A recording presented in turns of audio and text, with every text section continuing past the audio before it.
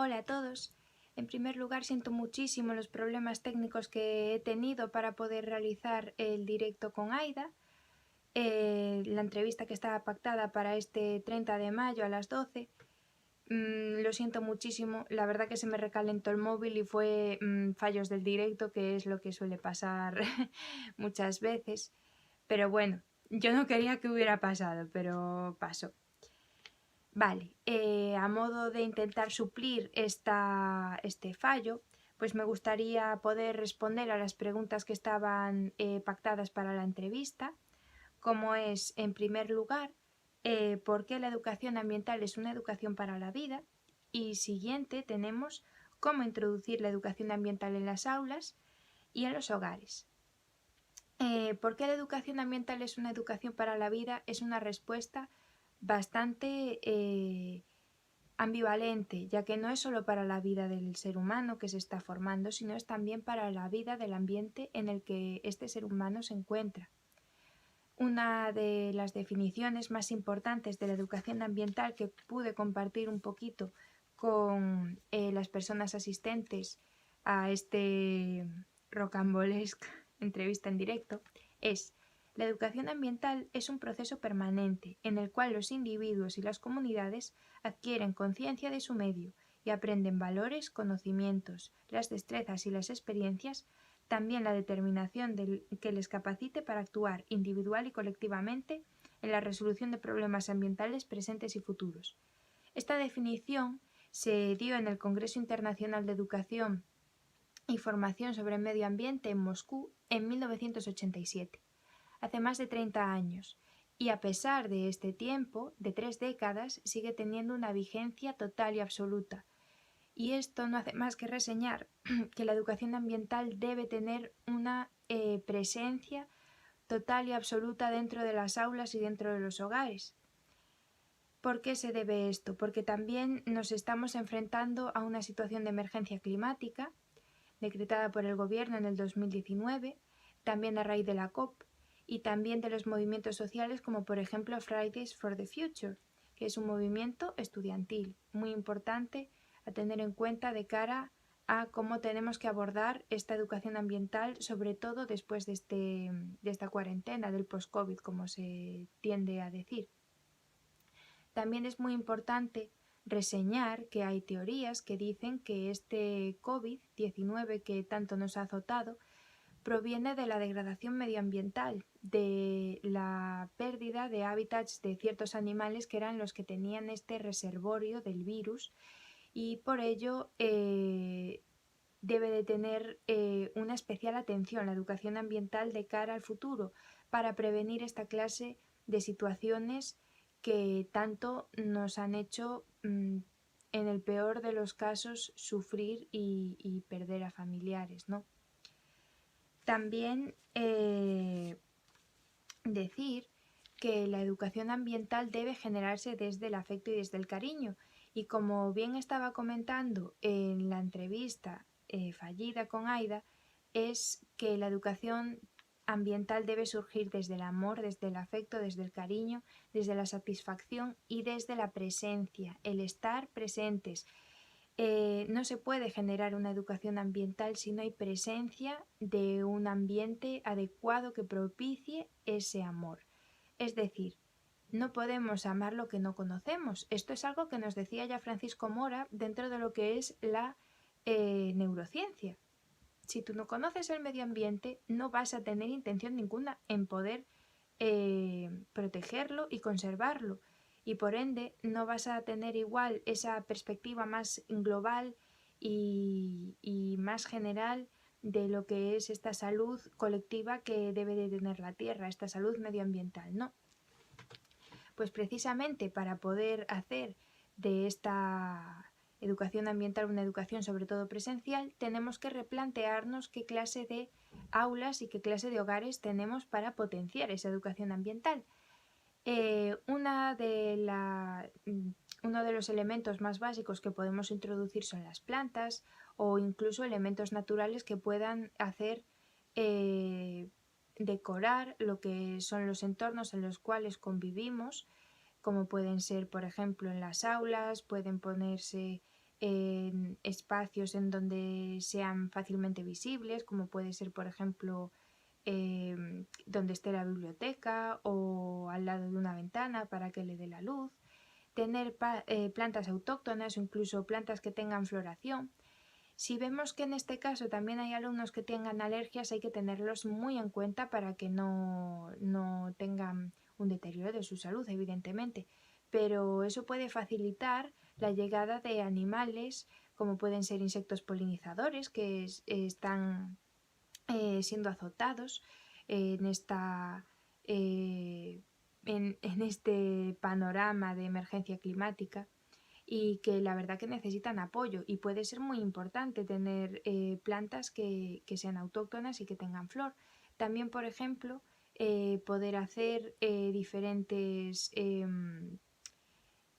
casitas de pájaros, poder hacer alimento para los pájaros, para poder observar tanto las aves que son residentes, que son las que viven en el entorno, o aquellas que son migratorias, que son las que vienen en verano o en invierno, dependiendo del modo de vida de este animal, ¿no?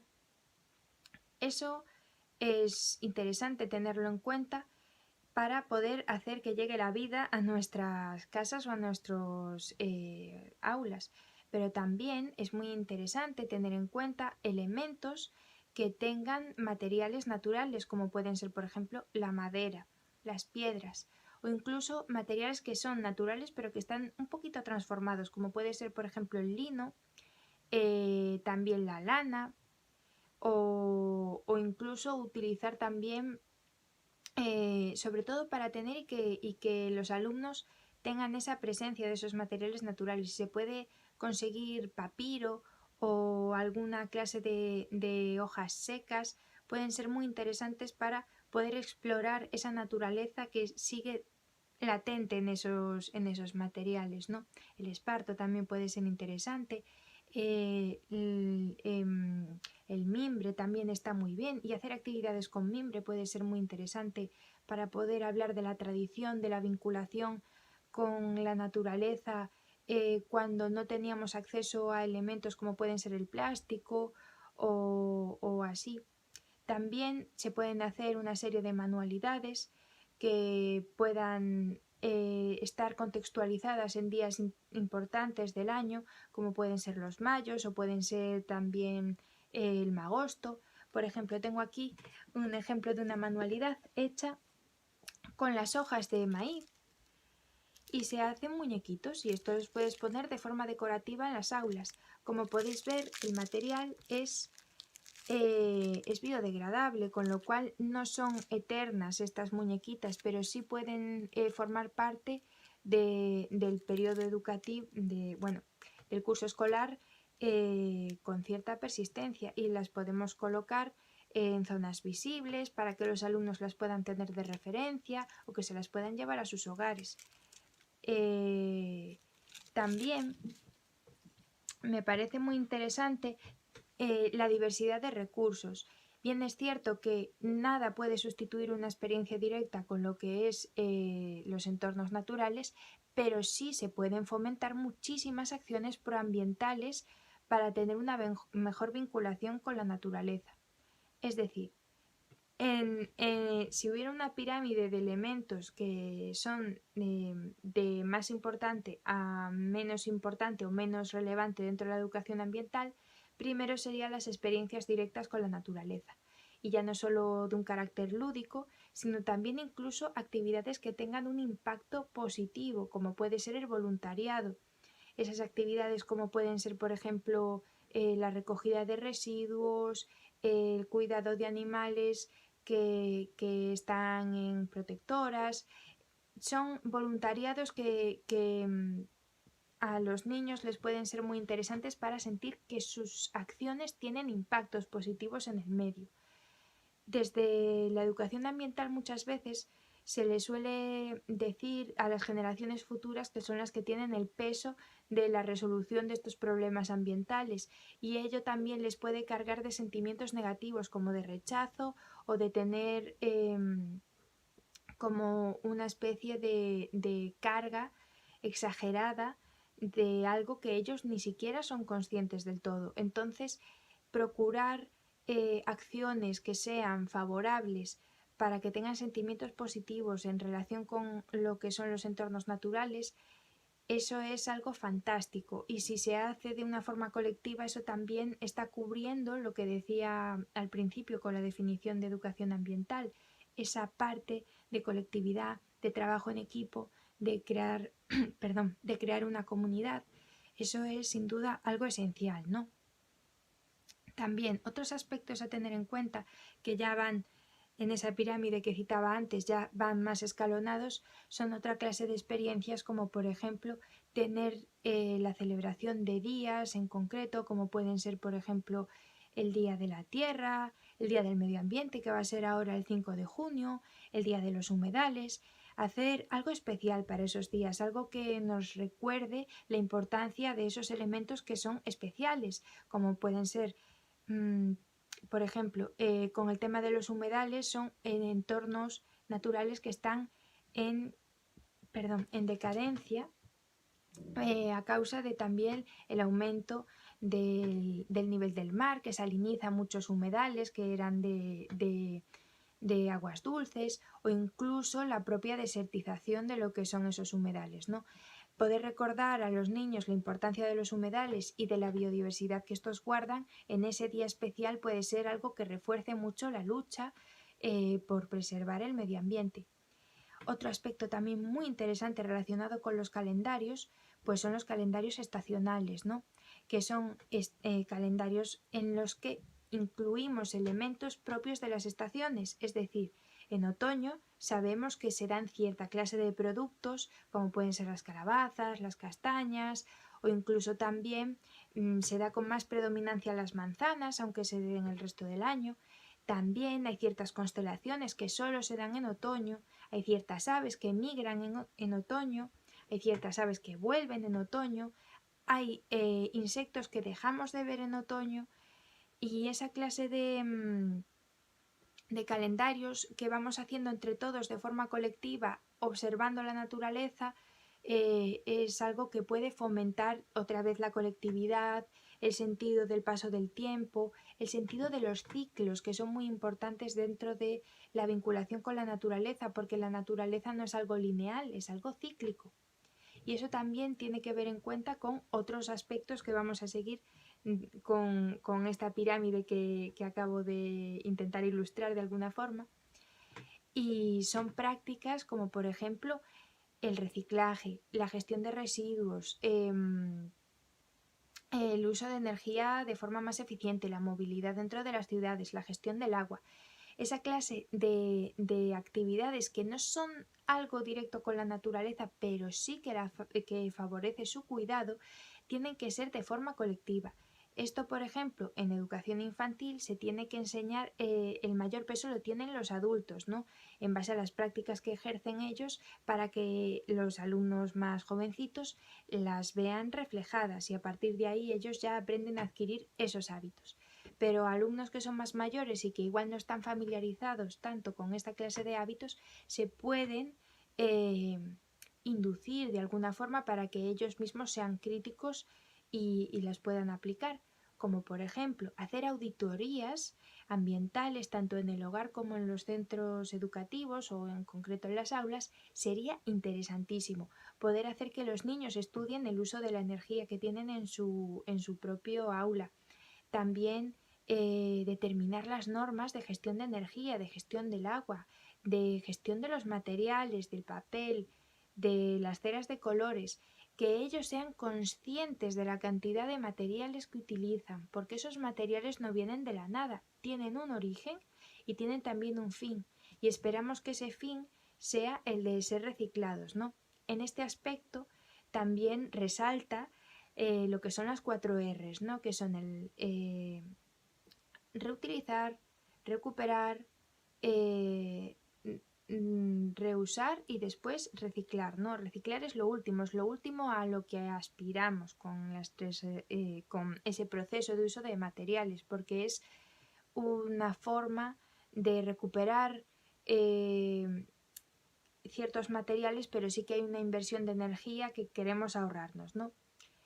También otros de los recursos que tenemos para favorecer esta educación ambiental en las aulas y en los hogares, si ya tenemos una ambientación adecuada, un uso de las salidas de ocio recreativo enfocada a la naturaleza, ya también la tenemos cubierta.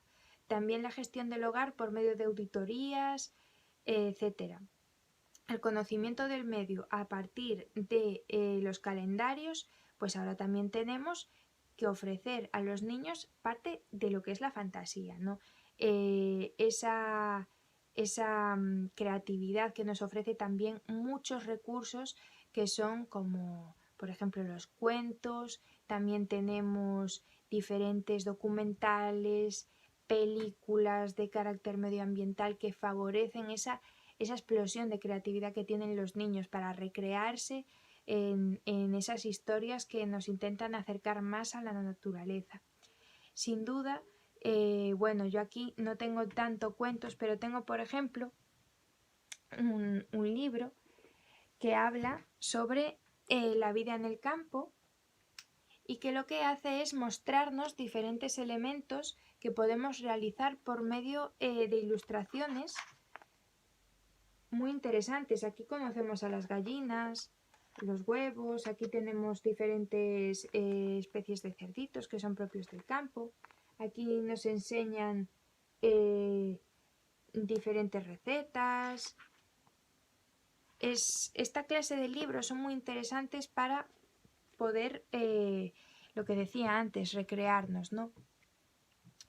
Y bueno, también es muy interesante, que tengo aquí otro libro, tener guías de naturaleza para que los niños puedan también verlas y explorarlas, y después, cuando hacemos las visitas a los entornos naturales, llevarlas y que ellos también los comprueben, ¿no?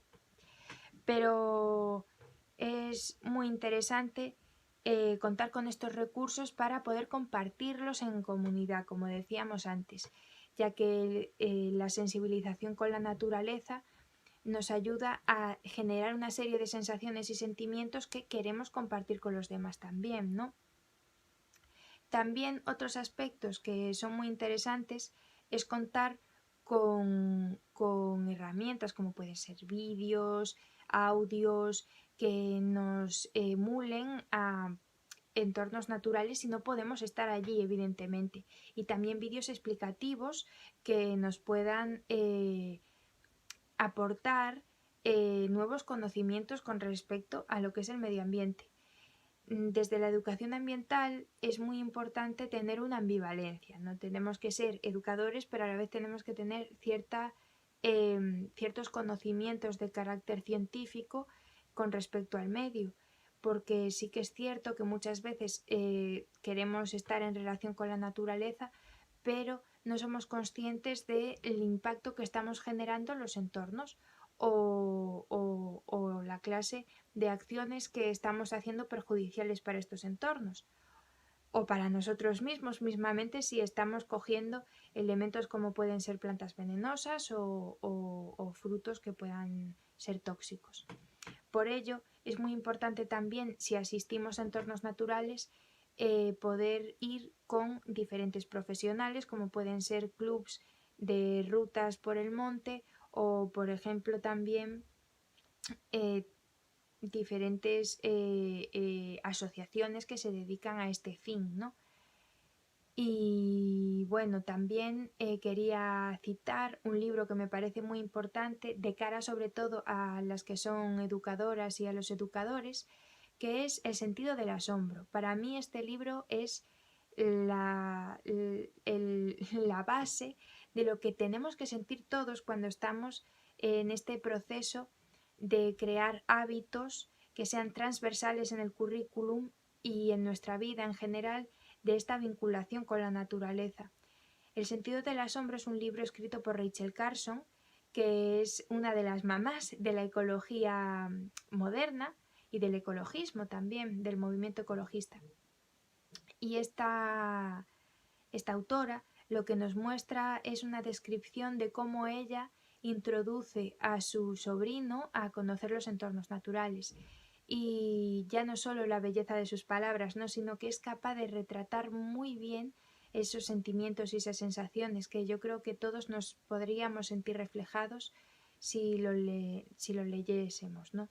Y también cómo es un ejemplo de cómo acercar a muy pequeñita escala, por ejemplo, si tenemos un hijo, un sobrino, un hermano pequeño, ese libro nos muestra cómo introducirlo a esa relación con los entornos naturales. También otro libro que quería citar, que me parece muy importante en este proceso de reverdecer la educación, es Educar en Verde, de Ike Freire, que es una de las máximas exponentes en la materia aquí en España, y que sí que nos da una serie de tips y nos plantea ciertas ideas que sí que son muy importantes e interesantes abordar dentro de la educación ambiental y de la educación a cualquier nivel, ¿no? Y bueno, para terminar, me gustaría también citar que a día de hoy la Federación Nacional de Educación en la Naturaleza está firmando un manifiesto para poder dar a conocer de una forma mucho más evidente y efusiva esta clase de entornos naturales como entornos para educar.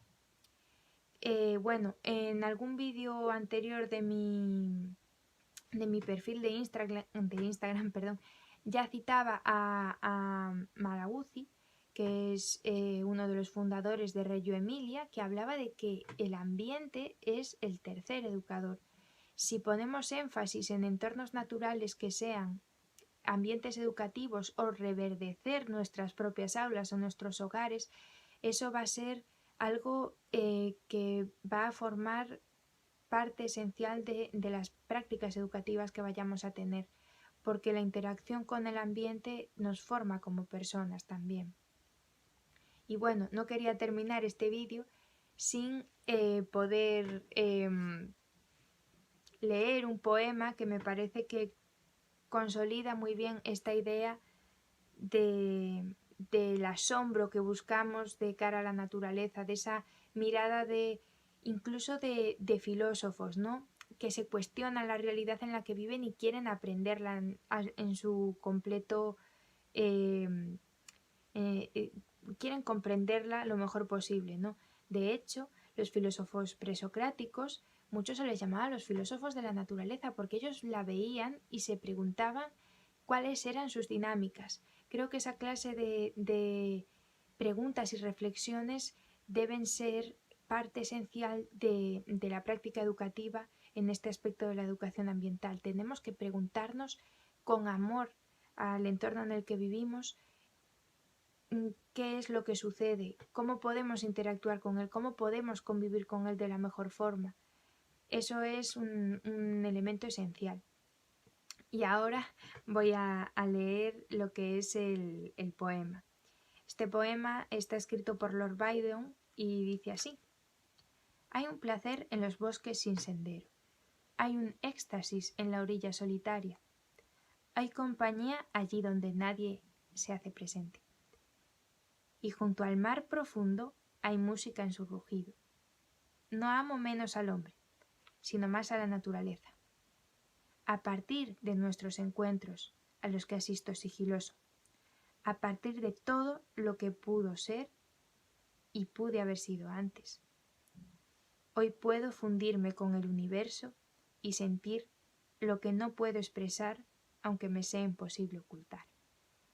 Y con esto me gustaría que pudiéramos reflexionar todos sobre esta situación del COVID y de cara a las prácticas educativas futuras, de la importancia de la educación ambiental en estas prácticas educativas y tener la metodología de la educación en la naturaleza como una herramienta muy importante para poder prevenir los futuros problemas medioambientales del futuro y generar y crear sociedades más resilientes y que nos sintamos más vinculados con los entornos naturales en los que vivimos.